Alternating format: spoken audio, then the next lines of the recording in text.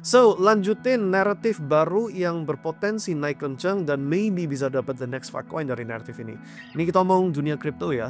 Baru kemarin kita publish secara publik konten yang membahas naratif baru yang soal bisnis-bisnis yang mau launching, nggak perlu IPO, bisa jalanin atau buka launching coinnya sendiri. So, itu deskripsi dari naratifnya. Dan sejak kita postingnya, sebenarnya kita rekamnya itu tanggal 14 Mei dan di VIP kita udah share itu dari tanggal 12 Mei. So sebenarnya udah beberapa hari yang lalu. Tapi baru kemarin sama sekarang udah ada beberapa coin yang udah banyak yang moonshot. Disclaimer, gak semua kita berhasil dapat. Ada beberapa yang kita miss. So contoh ada yang berinisial G yang dia itu larinya kencang sekali. Cuma sehari itu naik kayak 100 kali lipat lebih, right? So ada yang seperti gitu.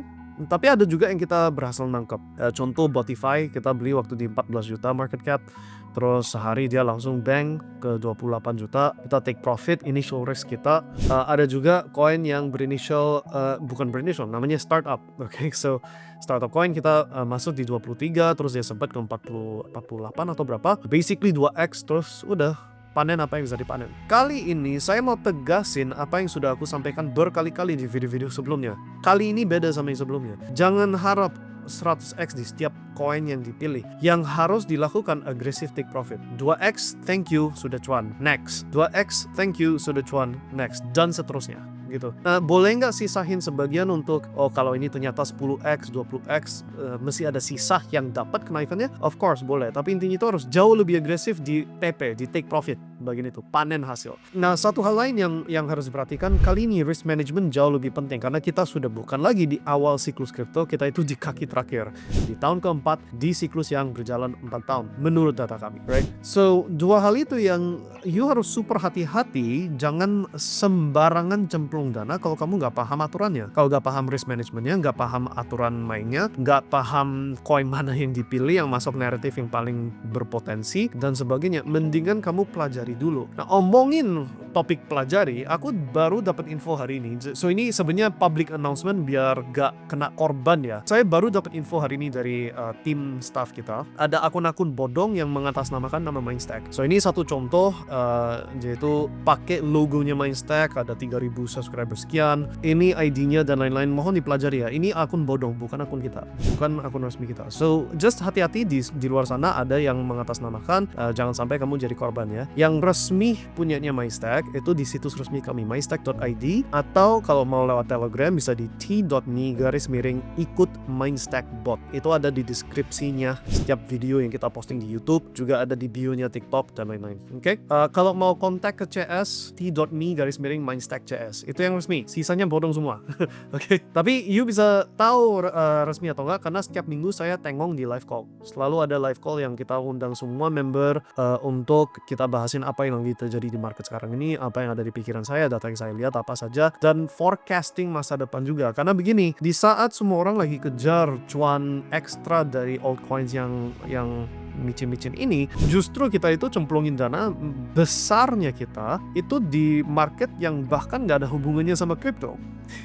Karena aku udah bilang, ini pertama kalinya yang mana this is the time untuk diversifikasi, bukan cuma kripto, tapi di luar kripto juga ada banyak kesempatan yang cuannya itu bahkan gak kalah sama kripto. Dan sejak kita kasih tahu itu dan sejak kita cemplung dana ke situ sudah naik 20-30% market ini. Nah, ini saham tradisional, bukan kan kripto, bukan emas, bukan apa, saham tradisional, tapi hanya dalam waktu gak ada 1 bulan dan 20-30% profitnya. Hanya dari koin-koin kebiasaan ya, dari saham-saham yang udah mulai kita diversifikasi. Oke? So, semua informasi itu kita itu selalu update di dalam komunitas VIP, di like kita. Just make sure kamu nggak masuk yang akun bodong.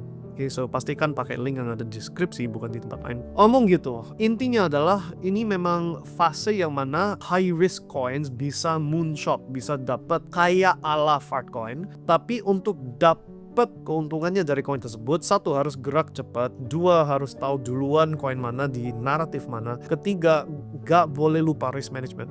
Oke, di tahap sekarang itu super penting. Udah jangan pikir all in ke koin yang bukan Bitcoin, yang bukan major perlan, bukan major coin. Oke, harus pikir safety first. Oke. Tapi of course kalau kita ngomong kayak even 0,1% kalau dapat kebetulan koin yang naik 100 kali lipat, thank you, barusan dapat 10% dari seluruh modal saya dengan beresiko 0,1%. Paham ya? Itulah logika yang dipakai. Tapi ini hanya possible di fase ini, yang mana retail mulai masuk lagi, mulai FOMO lagi. Tapi ini cuma untuk periode tertentu. Ini kaki terakhir, ingat ya. So ini siklus kripto per 4 tahun. Ini di tahun keempat, ada sisa beberapa bulan. Kaki terakhir ini bukan garis lurus, ada koreksi lagi gitu loh, paham ya? So you harus bisa timing tepat, harus tahu naratif yang tepat, harus tahu geraknya harus cepat, dan ketika udah naik 2x amankan resikonya gitu loh. Itu satu dari beberapa aturan yang saya jelasin dalam aturan risk management yang harus dipakai. Oke? Tapi ngomong gitu, masih bisa nggak dapat kemungkinan tertinggi bisa the next Farcoin? Iya bisa. Oke? Cuma harus ada catatan ekstra itu. Omong gitu, moving forward, apa yang akan terjadi? So, naratif ini yang hubungan sama bisnis yang launching di blockchain, ini cuma naratif seperti naratif semua yang terjadi sebelumnya. Hampir semua naratif itu kayak cuma musim gitu loh, musim naik terus tahu-tahu hilang, musim naik tahu-tahu hilang, something like this. This is just a narrative yang retail gampang FOMO masuk. Oke. Ada nggak kesempatan dapat cuan gede?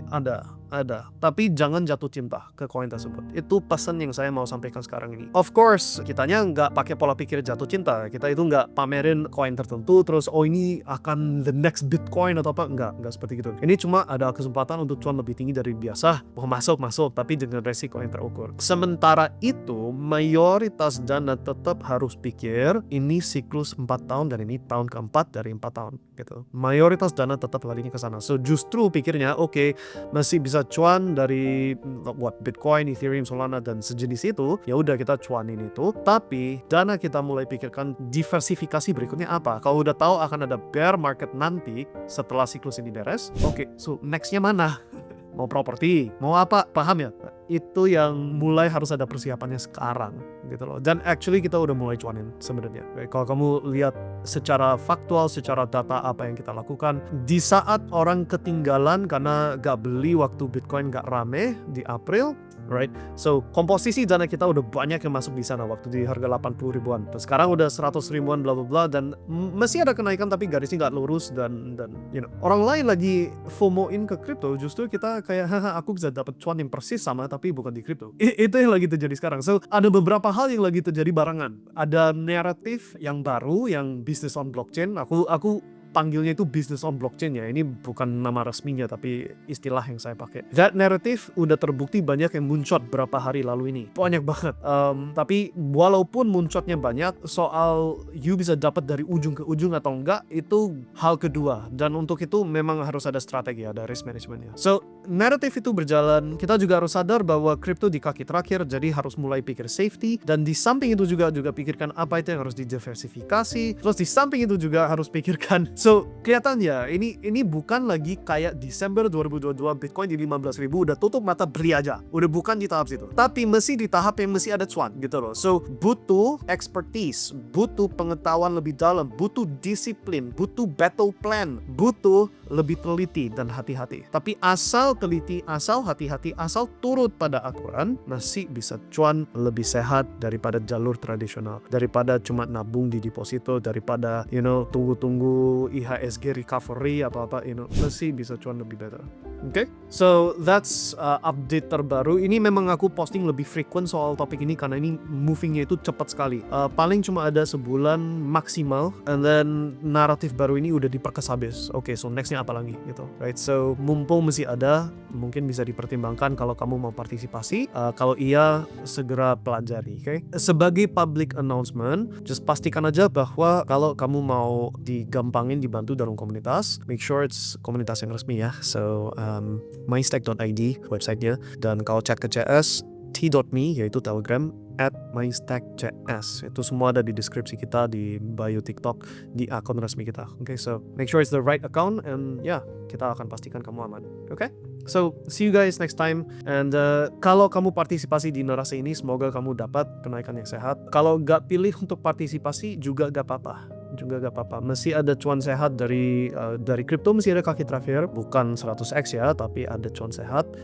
Dan kita udah mulai persiapkan komunitas kita untuk hadapi apa yang terjadi setelah puncaknya di next marketnya. Okay, so semua itu lagi dibahas di saat ini. Okay, so lots of stuff and bagaimanapun banyak kesempatan untuk cuan. Mau market up, mau market down, selalu ada kesempatan. So, see you next time. And kalau kamu join komunitas, see you di live call berikutnya. Bye for now. Sukses.